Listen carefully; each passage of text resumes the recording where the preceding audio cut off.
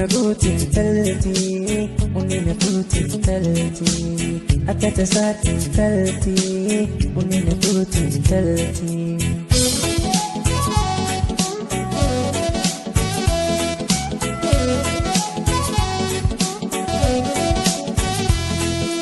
Harkani jarati jaalatu ejjitoo si buuti biyya jaalalaati dirtiin as warante yaadduuti dadhaabii jaalatu hirribaalli dhaabii ijaanin sin argu si mil'achuufillee.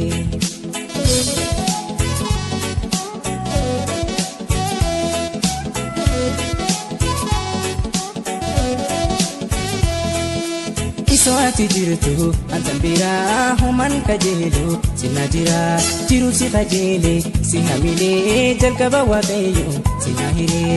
Soati jirtu antan biraa homan kajeelu sina jira jiru si kajeele si hamilee jalqaba waaqayyo sina hiree.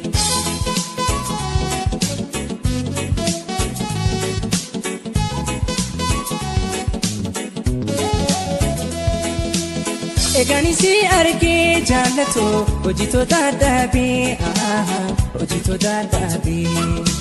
bobbaa fi gaalallee jiruutu hooma kan kee yaadaa garaan koo hooma kan kee yaadaa falli kan koo si jiruutu si argu gammaddii lubbuuntoo si argu gammaddii rakkinni koo si dhibeedha otuna wallaanii si eega otuna wallaanii.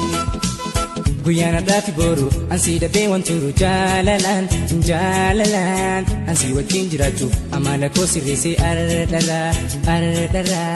Guyyaana dhaafi boru ansi dhabee wanturu jaalalaan ansi wajjin jiraachuu amala koo sirreessee ardara. Sikimna guutin talti, unina guutin talti, akka tasaatiin talti, unina guutin talti.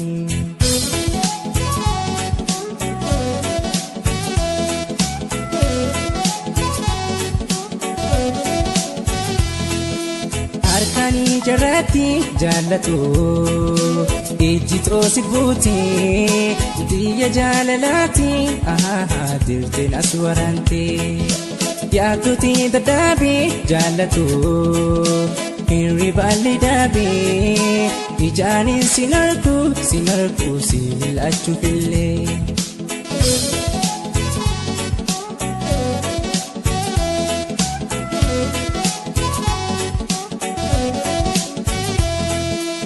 Soati jirtu antan biraa homan kajeelu sina jira jiru si kajeele si hamilee jalqaba waaqayyo sina hiree.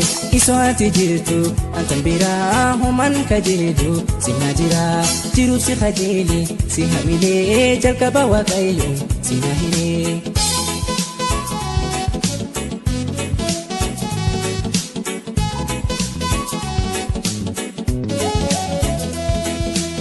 Egaan si argee jaallatu hojjetoota dhaabii bobbaa fi gaalallee jiruutu hooma kan kee yaadaa garaan koo hooma kan kee yaadaa falli kan koo si jiruutu si argu gammaddii lubbuuntoo si argu gammaddii rakkinni koo si dhibeedha otuna wallaanii si eega otuna wallaanii.